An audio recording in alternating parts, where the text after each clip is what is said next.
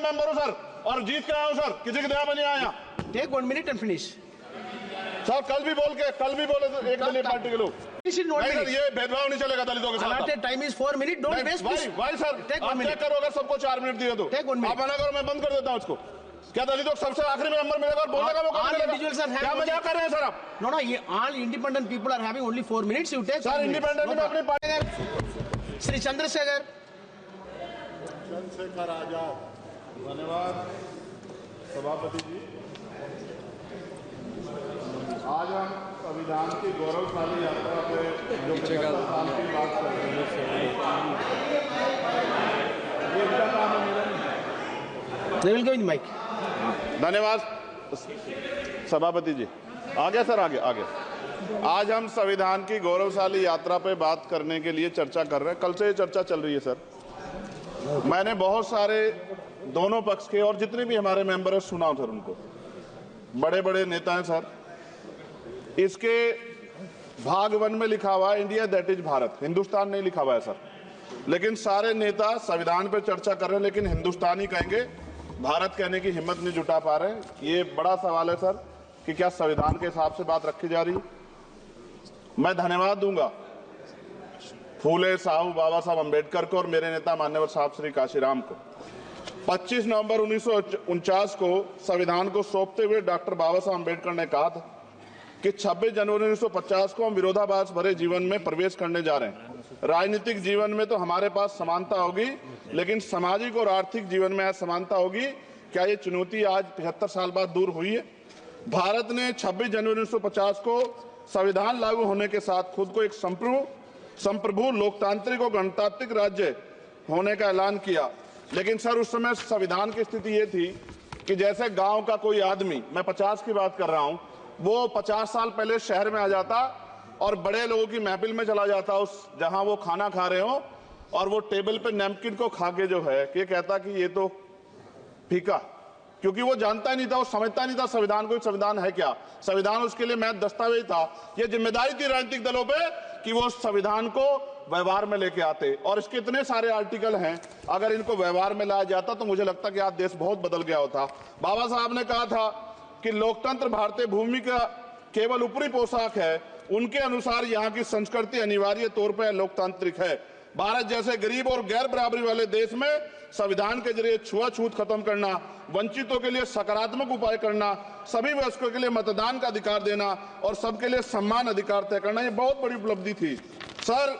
ये संविधान है कि आप वहां बैठे हैं और मैं यहाँ खड़ा होकर अपनी बात रख रहा हूं, और इस देश में आदिवासी महिला के तौर पे जो है राष्ट्रपति बनी है, और प्राइम मिनिस्टर तो नहीं बना, लेकिन शेड्यूल कास्ट के बड़े नेताओं को भी जो है राष्ट्रपति बनने का मौका मिला। इस संविधान की देन, अगर वोट हम पे नहीं होता तो शायद अमीर और जो राजा महाराजा खुद को मानते हैं हमारी गलियों तक नहीं आ पाते, हमारे हाल नहीं जान पाते। आजादी का मतलब सर सिर्फ अधिकार पाना भर नहीं है, इसके लिए हमारे संविधान में सरकार और नागरिकों के अधिकारों के साथ साथ उनके कर्तव्यों का विस्तार से उल्लेख किया गया है। बाबा साहब ने संविधान सभा में दिए गए भाषण में कहा था कि स्वतंत्रता आनंद का विषय है, पर अब हमें अपनी जिम्मेदारियों पर भी ध्यान देना होगा। संविधान ने सुनिश्चित किया कि रानी के पेट से राजा जन्म नहीं लेगा, वोट से नेता तैयार होगा। आर्थिक बराबरी के लिए सरकार क्या कर रही है? गरीब और गरीब हो रहा है और अमीर और अमीर हो रहा है। सुबह उठते कहीं बम की धमकी मिलती, कहीं दंगे की। ये अमृत काल है सर या धमकी काल है? कितना बढ़ रहा है आर्टिकल 15 सर। भारत में आज भी घोड़ी चढ़नी बैठते होती है सर। क्या दलितों को यहाँ भी बोलने की इजाजत नहीं? नहीं सर, अगर सबको 4 मिनट दे दो, मुझे दे दो। नहीं सर, ये भेदभाव नहीं चलेगा दलितों के साथ। Time is 4 minutes. Don't waste. भाई सर, आप चेक करो, अगर सबको 4 मिनट दिए तो आप मना करो, मैं बंद कर देता हूँ उसको।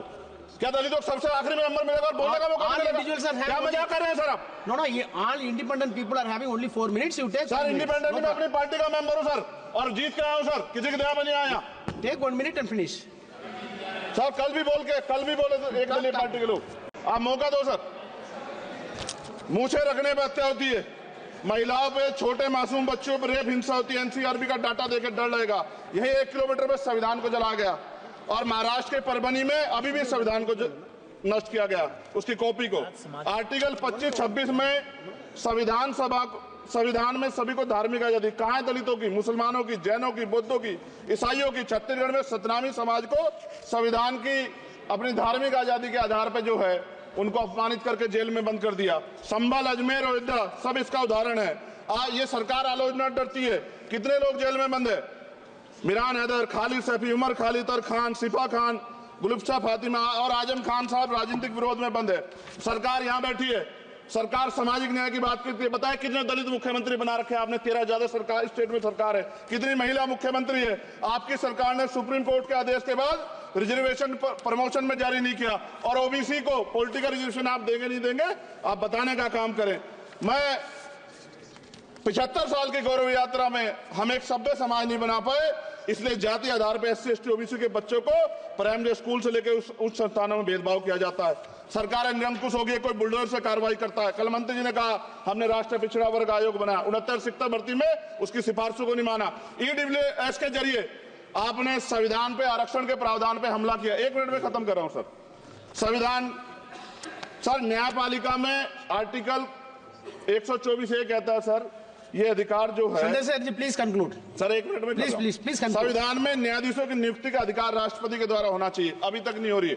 All India judicial service commission कब बनेगा? क्या चंद परिवार ही सर जज बन सकते हैं? और आज हम सर, मैं सरकार से सवाल पूछना चाहता हूं सर, सेवाओं में SC ST OBC वर्ग का कितना प्रतिनिधित्व है?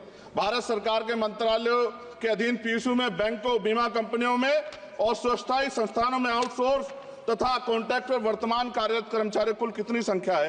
आउटसोर्स और कॉन्ट्रैक्ट में कार्यबल SC ST OBC कितना प्रतिशत है? निजी क्षेत्रों में कार्यरत कर्मचारी, उनके SC ST OBC की वर्ग लाभ। सर खत्म कर, लास्ट पॉइंट सर, मैं फिर स्पष्ट तौर पर कह रहा हूं सर, यहां बैठे SC और OBC के मेंबर से कह रहा हूं सर, उनको सामाजिक जिम्मेदारी का ध्यान भी रखना चाहिए। पार्टी के प्रति वफादारी के साथ साथ अपने वर्गों के प्रति ईमानदारी भी रखनी चाहिए। ईमानदारी नहीं होगी तो इन वर्गों का भला नहीं हो सकता, और हमें बहुत सरकारों से उम्मीद नहीं है। बहुत बहुत धन्यवाद सर। Thank you.